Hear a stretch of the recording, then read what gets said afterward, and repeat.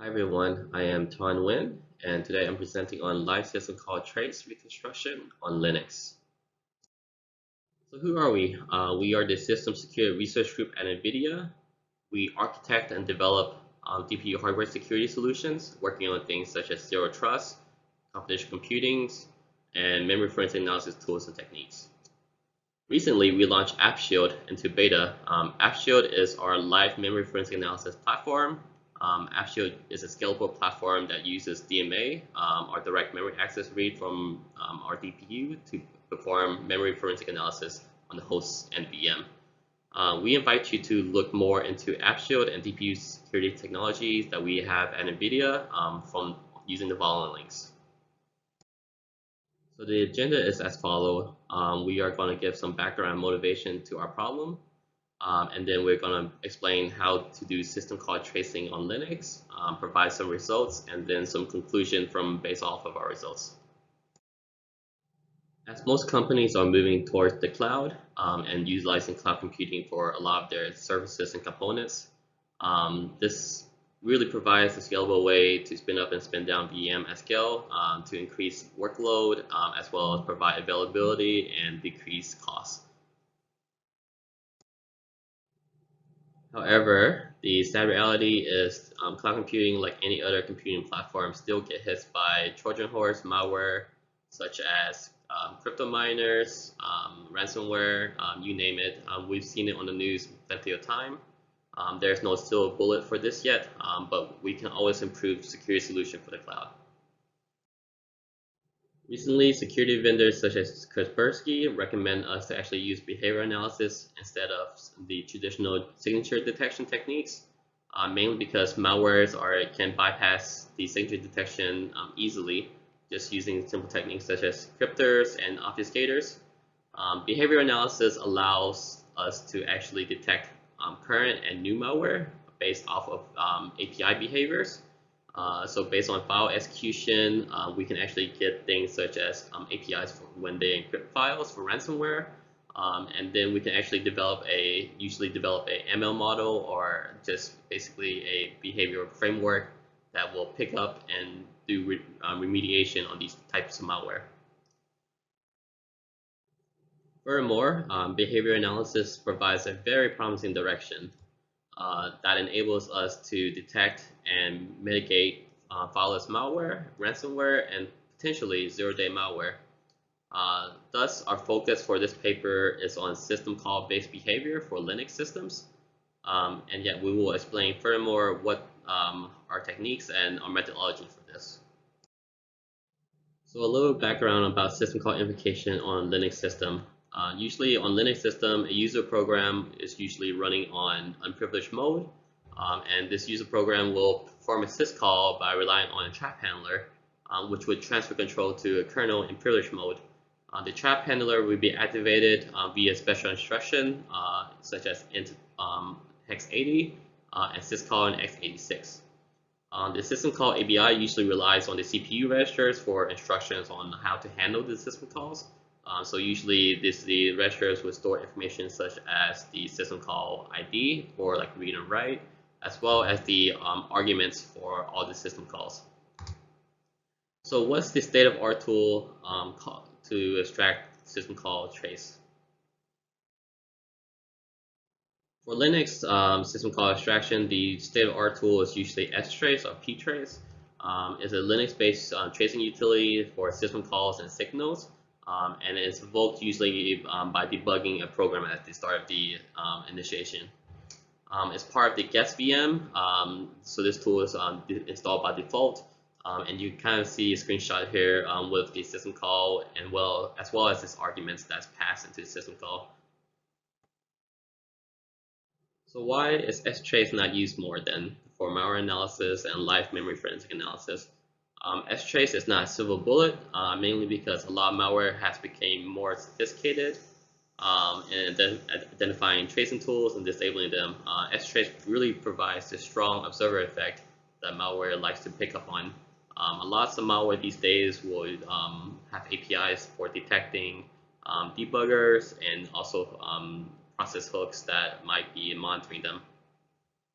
For better defense, we are going to be using virtual machine introspection to better hide the tracing tool. Virtual machine introspection is basically monitoring of the guest VM from outside the guest. So we have the tracing tools from the host. To provide more background on virtual machine introspection is the process of isolating the guest from the host using strong isolation techniques. It also provides a hypervisor layer called the VMM, or the virtual machine monitor, that enables you to access and do memory acquisition onto the guest. It also allows you to infer high-level semantic information about the guest VM.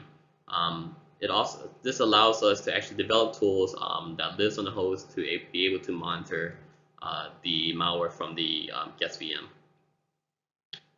It also provides you a lot of hardware acceleration because a lot of new virtual machine are actually ran on KVM or Zen.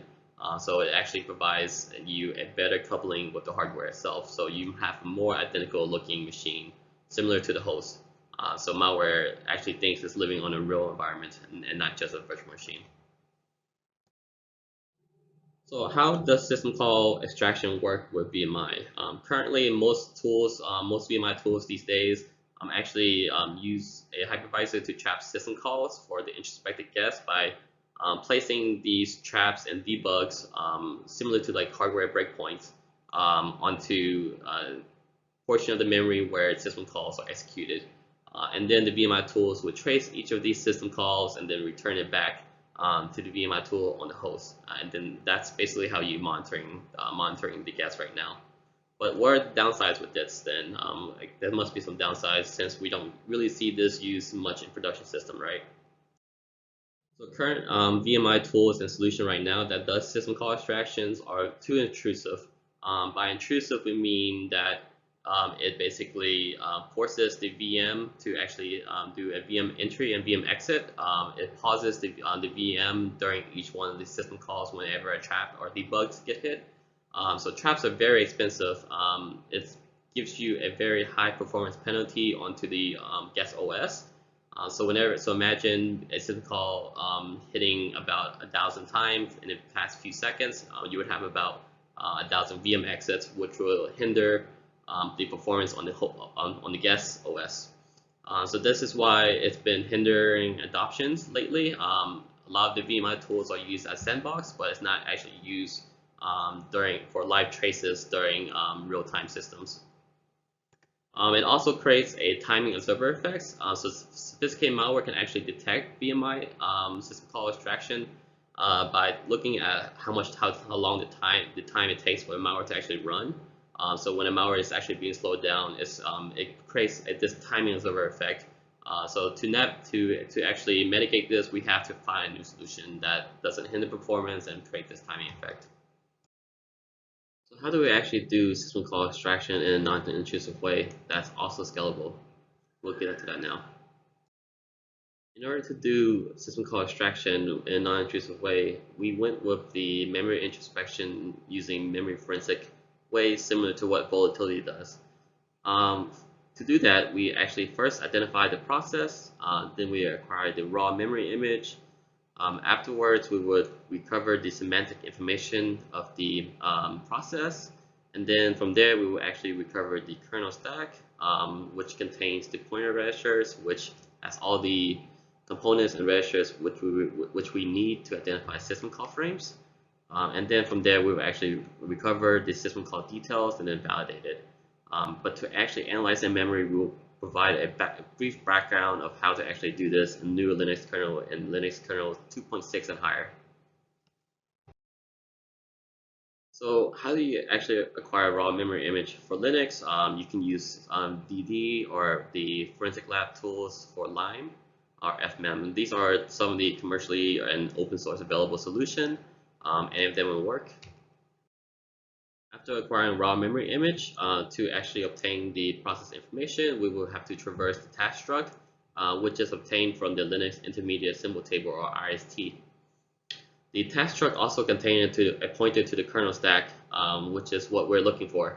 The kernel stack is where all the process information for storing variables as well as system call information. The system call handler actually stores the register value at the bottom of the stack called the pointer PT-regs. PT-regs in autokernel was usually supported, and you can go directly to it by using the SP0 field, but that no longer serves as a function or a pointer. That's gone since 2.6 and higher. So how do we actually get the pointer register in newer kernels? After obtaining the kernel stack from the task struct, we will actually have to go next to locate the PT regs. The PT regs is where all the registers are stored, and this is how we can actually find semantic information about the system calls. To actually get to this PT regs, though, we actually have to know the kernel stack size. However, in newer Linux kernel, we don't know the exact size. The IC does not tell us that. It really depends on the Linux kernel build and the configuration that you have set inside the kernel. So to actually get to PT regs, we propose a new method by calculating backwards from the stack end magic. The stack end magic is basically what indicates the bottom of the kernel stack, and we will subtract back the size of the PT reg struct, and then we can actually transform the PT reg struct into all the registers. And then from there, we actually are able to identify the system call because the system call identifier is stored in the AX registers. The AX register is basically stores the system call number, and then we will extract the semantic information out from there. The other registers contain system call argument information. After obtaining the PT regs, we can actually now identify the system call frame. So the system call instruction will store everything in the user register, which is then passed on to the kernel system call handler. And the system call handler will store all of these information inside PT regs. The AX register content is then stored in original AX, and then the pointer register.ax is then set to minus inosis. This is basically the magic value to indicate that we're doing a system call invocation. Afterwards, a system call invocation would happen, and then pointer register.ax would be set to the original return value, so the program can actually execute its original flow. So before the invocation of this system call, we can actually recover the system call detail from the raw memory image. Based off of the ptregs.original.ax. This will store the system call number. So there's a table online if you want to see what system call maps out to which. So we have everything coded inside of our library for identifying the system call ID. So in this case, 0 will map to read, 1 will map to write, and 2 will map to open, and so on. And this is basically how we bridge the semantic gap from system call IDs to something more translatable. So after this, we will have to validate the system call, mainly because the AX register can store more than just the system call number. It can be any value used for like different types of operations, such as subtraction and addition. Invoking a system call would place the next instruction inside of ptregs.ip.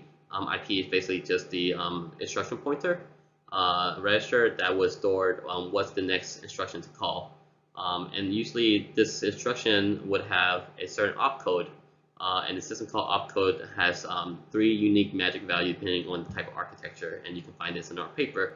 But once that opcode is identified and it is the correct opcode for a system call, we would then verify that if the structure is valid and it matches the size as well. And then afterwards, we would extract the system call out from the raw memory. So this is just a quick diagram, a quick recap of what we actually had to do to extract system call from a raw memory image. But what about live tracing? How is this different for live tracing when you're actually doing real-time analysis? For live system call tracing, timing matters a lot. Imagine if you're monitoring a malware in process, it makes 1,000 syscall, but you only capture about 30% of it. The other 70% will be really important for analyzing behavioral, especially in a temporal space. If you have information about how to understand malware during its lifespan and which system call it did at what time, it gives you a lot more context about a malware. So this is the optimal example of when you do polling and you actually hit the system call on time and you actually have the trace on time. This is the optimal polling technique. However, in most use case, when you're actually using VMI and are doing like live memory forensic analysis using tools before, such as recall with WinPMEM or anything like that, they usually have some gaps in time where you actually are acquiring memory and the syscall happens during the acquisition phase. Since we don't rely on traps, we don't have any method for actually pausing the VM or the host, so we can actually capture the memory at the right time for the syscall. So this is basically the worst case scenario. We will miss this due to slow introspection. And then for context, a syscall happens in approximately 61 nanosecond. So that's really, really fast. And actually acquiring memory at that speed is almost near impossible. This slide depicts how memory acquisition occurs for libVMI. libVMI is the open source tool and the premier one for virtual machine introspection. libVMI is the library that communicates and sits on top of Zen and KVM for virtual machine introspection into the guest. libVMI acquires memory by using and communicating with Unix socket. The downside of this is that it requires system call invocation from libVMI to the VMI tool to actually acquire memory from the guest VM. As you can see, if it requires to actually use another system call while we're tracing a system call from the guest, this is too slow for live system call tracking. You would have that miscellaneous miss when you're acquiring the memory. So in order to solve this, we actually went with a low latency approach. We did this by using a shared memory model. So we actually built another thread that will actually communicate with the guest, and this acts as kind of like our tracer.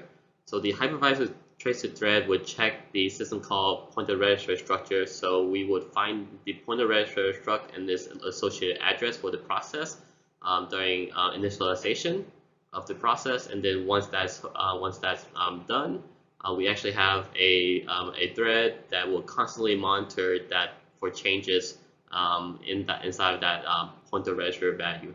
Whenever the magic value of inosis gets hit, we actually use that and trace back, and the tracer will actually give you a tracer file that's sent back over a shared buffer to the VMI tool. And then this shared buffer in memory will actually act as kind of our ground truth for what system call actually occur.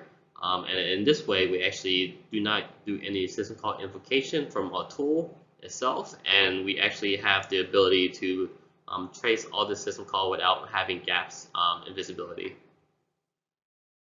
So to recap, this is basically putting it all together on how to actually perform live non-intrusive system call tracing. So we first identify the process, and then we will continuously trace for a new system call frame by looking at the pointer register struct at ptregs, that original AX, and ptregs AX for the magic value and also a system call identifier. We then, once we get this tracer file, gets pulled and sent back to our main thread inside of our process. We will actually extract that semantic information by correlating it with the correct system call, as well as its arguments if you want some argument context. And then finally we validate if this system call was actually processed correctly.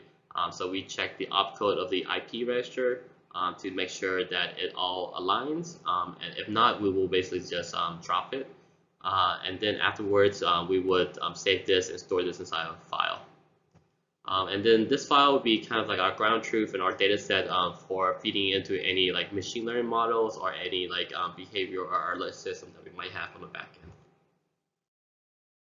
Overall, these were the results for our research. We were able to implement an intrusive and a non-intrusive system call tracer inside libVMI. We compared it and we found the benefits and pros and cons, such as the speed up performance and the non-degradation of the host of the guest OS. We were able to trace and compare benign and malicious application. We're going to show you the results soon. We will also be able to synchronize the start between the tracer and the application. So when the application starts and we get a new task struct, we will basically be able to monitor it from time 0 all the way to the very end. And then we were able to compare and validate our result to strace. So we actually did this to make sure everything aligned and we did not miss any syscalls or anything during runtime. And finally, we measured the latency to compare compare the two methodology from intrusive and non-intrusive and see how it actually did in terms of performance and how much degradation it had on the hypervisor itself. So for this slide, it shows the latency evaluation that we did on our research.